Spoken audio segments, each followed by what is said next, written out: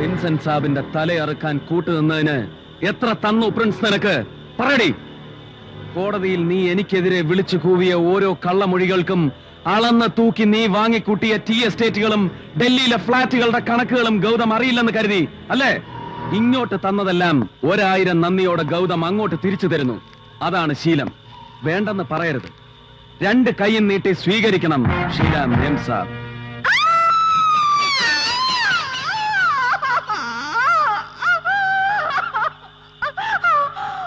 ചെൽമി, Vincent സാബിനെ കൊന്നതാര്? സൽമാനോ Amalendu എവിടെ? സത്യം പറഞ്ഞില്ലെങ്കിൽ കൊന്ന് മഞ്ഞിൽ താഴ്ത്തുന്നെ. കൊലമരത്തിന് ഒരടി താഴെ നിൽക്കുന്നവന്റെ മനസ്സിലില്ലാത്തത് മനുഷ്യത്വം മാത്രമാണ്. ഞാൻ നിന്നെ ഇന്ന് അറിയിക്കാൻ പോകുന്നതോ അത് തന്നെ. ചതി ഉടലിൽ മാത്രമല്ല, മനസ്സിലും സർപ്പസൗന്ദര്യം കൂടിപ്പോയവളോട് ഇങ്ങനെ അല്ലാതെ പിന്നെ എങ്ങനെ പെരുമാറണം? ഞാൻ നിന്നെ നെഗറ്റീവ് ആംഗിളിലൂടെ നോക്കി പ്രാപിക്കാൻ വന്നു. കാമം കൊണ്ട് സമനില തെറ്റിയ ഞാൻ നിന്റെ വിഭ്രമിപ്പിക്കുന്ന സൗന്ദര്യത്തിന് മുകളിൽ തീ കോരിയിട്ടു. ലഹരി മൂത്തപ്പോൾ സീമന്തരേഖയിലെ സിന്ദൂരം ചുണ്ടുകൾ കൊണ്ട് ബലാത്കാരമായി തുടച്ചെടുത്തു. ഒരു സ്റ്റഡ്ബുള്ളിന്റെ കരുത്തോടെ നിന്നെ ഞാൻ കീഴടക്കി. അല്ലടി തൊടാൻ അറയ്ക്കുന്ന ഒരു രൂപത്തിലും ഗൗതം തൊടില്ല, തൊട്ടിട്ടുമില്ല. അറയ്ക്കുന്ന നിന്റെ പൂമേനിയുടെ ശുദ്ധി ഞാൻ അറിയുന്നതിന് പകരം മരം കോച്ചുന്ന ഈ തണുപ്പത്ത് ഇവൻ ഈ വിത്തുകാളെ അറിയും. ലഖൻ, യേ രഹാ തേരാ ശിക്കാർ, ഏഷ് കരോ.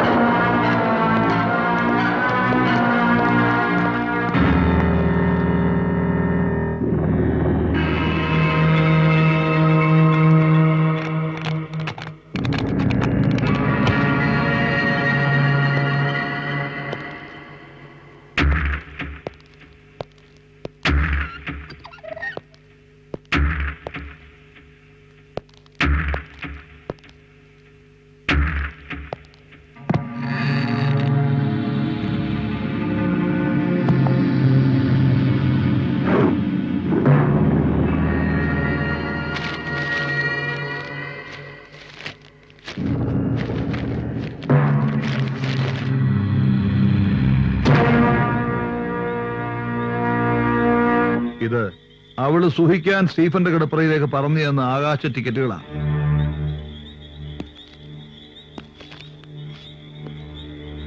പാറ്റൺ ഹൗസിന്റെ ഇരുട്ടറയിലേക്ക് ആദ്യം കടന്നു വരുന്നവൻ സ്റ്റീഫൻ ആയിരിക്കണം. പ്രിൻസിന്റെ വലം കൈ. ആ വലം കൈ പ്രിൻസിന് ഇനി ഒരു അധിക പറ്റ. വെട്ടിയെടുത്താൽ വേദനിക്കണം പ്രിൻസിന്.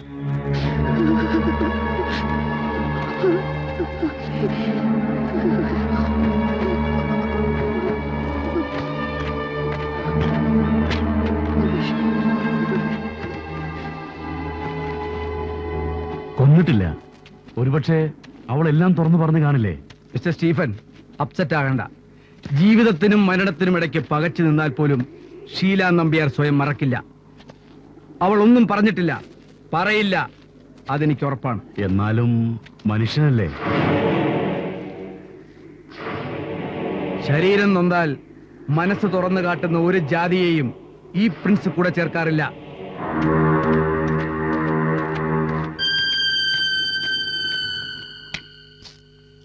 സ്റ്റീഫൻ പോവാൻ തന്നെ തീരുമാനിച്ചല്ലേ? ആ, എനിക്കിപ്പോ ആ നായരെ തന്റെ ചേട്ടനും വിശ്വാസമില്ലടോ. ഡൽഹിയാ സേഫ്. എന്റെ ജീവൻ കാക്കാൻ എനിക്കറിയാം. ഊതി വീർപ്പിച്ചൊരു ബലൂണിന്റെ പുറത്ത് വാഴാൻ ഇനി എന്നെ കിട്ടില്ല.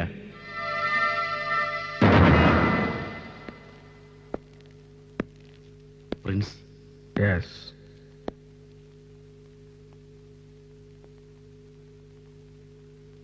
എനിക്കിങ്ങനെ പാതി ജീവനായിട്ട് ജീവിക്കാൻ വയ്യ പ്രിൻസ്. രക്ഷപ്പെടുകയല്ല. ഇത് സ്റ്റീഫന്റെ ഒളിച്ചോട്ടവുമല്ല. ഇന്നും ഇന്നലെയും ഞാൻ നിങ്ങളുടെ നല്ല ഫ്രണ്ടായിരുന്നു. നാളെയോ അങ്ങനെ തന്നെ ആയിരിക്കും. Believe me.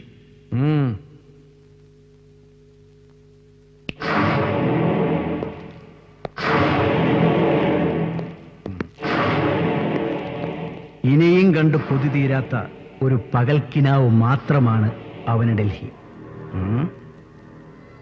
ഓടി ഓടി അവൻ എവിടെ വരെ എത്തുമെന്ന് നമുക്കറിയാം.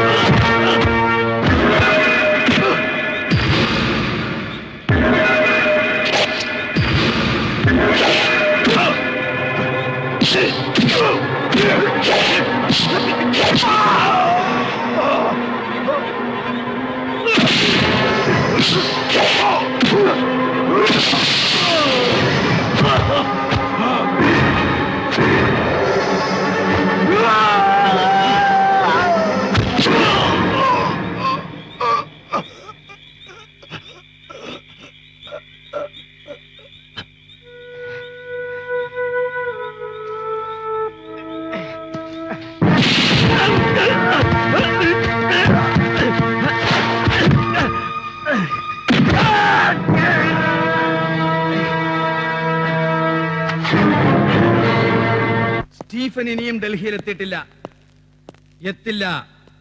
എനിക്കറിയാം. ഒടുക്കം അവന്റെ കയ്യിൽ തന്നെ ആയിരിക്കും ചെന്നെത്തിപ്പെടുക. നാളെ എവിടെയെങ്കിലും കാണാം അവന്റെ ശവം. മാർട്ടിൻ, നീ ആ പെണ്ണെ തുറന്നുവിട്. അമലേന്ദുവിനെ.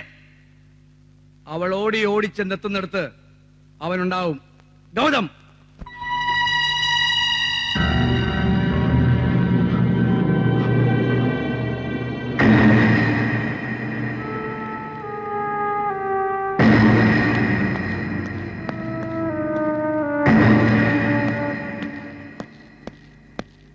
മോട്ടി, മോട്ടി,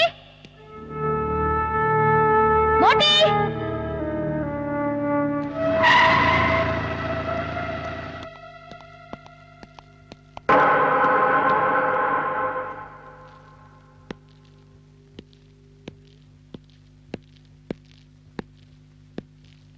മേജർ,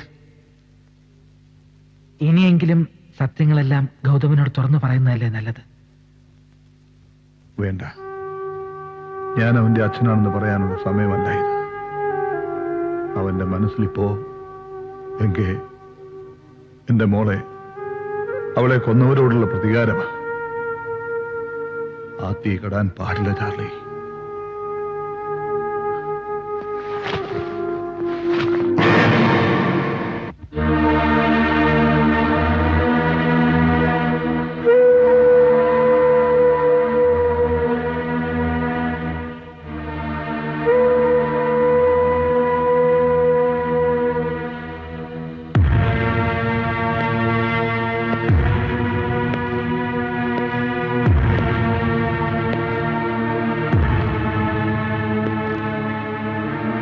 ജനിച്ചതുകൊണ്ടും ജനിപ്പിച്ചതുകൊണ്ടും മകനും അച്ഛനും ആവില്ലല്ലോ. ഒളിവ് കാലത്തിനിടയിൽ ഒരിടത്താവളത്തിൽ ഒരുമിച്ച് കുറച്ച് ദിവസങ്ങൾ. അതുകൊണ്ട് ഞാൻ നിങ്ങളെയും നിങ്ങൾ എന്നെയും അറിയണമെന്നില്ല. വി ആർ സ്ട്രേഞ്ചേഴ്സ്, മോനെ, അബ്സല്യൂട്ട് സ്ട്രേഞ്ചേഴ്സ്. ഗൗതം, നീയും ചേർന്ന് എന്നെ ചതിക്കായിരുന്നു അല്ലേ? അല്ല ഗൗതം, ഒരിക്കലുമല്ല. അച്ഛനും മകനെയും മകൻ അച്ഛനെയും പരസ്പരം മനസ്സിലാക്കി തരാൻ ഞാൻ ആളല്ല. എങ്കിലും അറിഞ്ഞ കാര്യങ്ങളൊക്കെ ഗൗതമിനോട് പറയാൻ ഞാൻ പലതവണ ശ്രമിച്ചിരുന്നു, ജയിലിൽ വെച്ച് പോലും. ജോലിയില്ലാതെ അലഞ്ഞു നടന്ന മാധവൻ എന്ന ചെറുപ്പക്കാരനെ നാട്ടിൽ നിന്നും കൂട്ടിക്കൊണ്ടുവന്ന് പട്ടാളത്തിൽ ചേർത്ത ഒരു ബ്രിഗേഡിയർ. അയാൾ എന്നും തന്റെ ഗാർഡിയനായിരിക്കുമെന്ന് ഗൗതമിന്റെ അച്ഛൻ വിശ്വസിച്ചുപോയി. ആ ബ്രിഗേഡിയർ പലരെയും ഏൽപ്പിക്കാൻ പറയുന്ന ഫയൽ കേസുകൾ എന്താണെന്ന് അറിയാൻ മേജർ ഒരിക്കൽ പോലും ശ്രമിച്ചില്ല. ബ്രിഗേഡിയർ തന്നെ ഒരു സ്പൈ ആക്കി മാറ്റിയ വിവരം മേജർ അറിഞ്ഞിരുന്നില്ല. അറിഞ്ഞപ്പോൾ അല്ലെന്ന് പറഞ്ഞൊഴിയാൻ ആ മനുഷ്യന്റെ കയ്യിൽ തെളിവുകളൊന്നുമില്ലായിരുന്നു.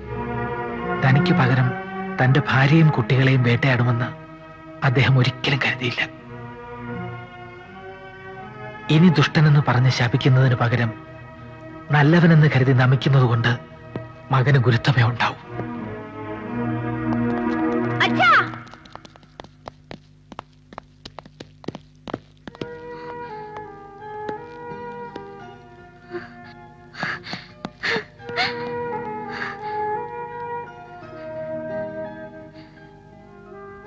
ഞാൻ കാരണം ഒരുപാട് സഹിച്ചു അല്ലേ?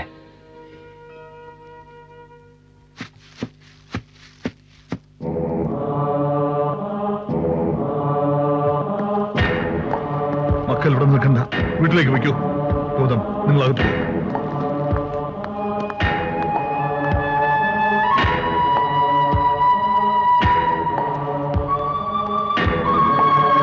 അകത്ത് പോകും.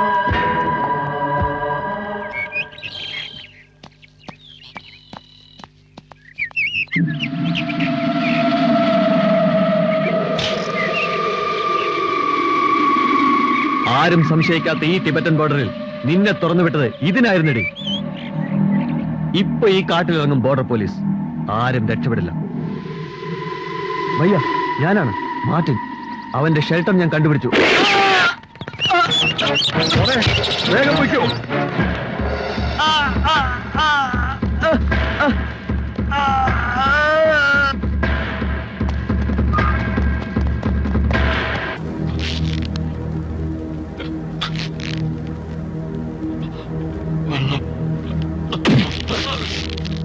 തരില്ല.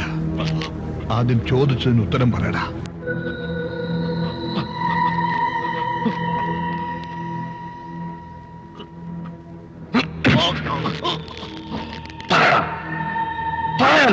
സൽമാൻ എവിടെ?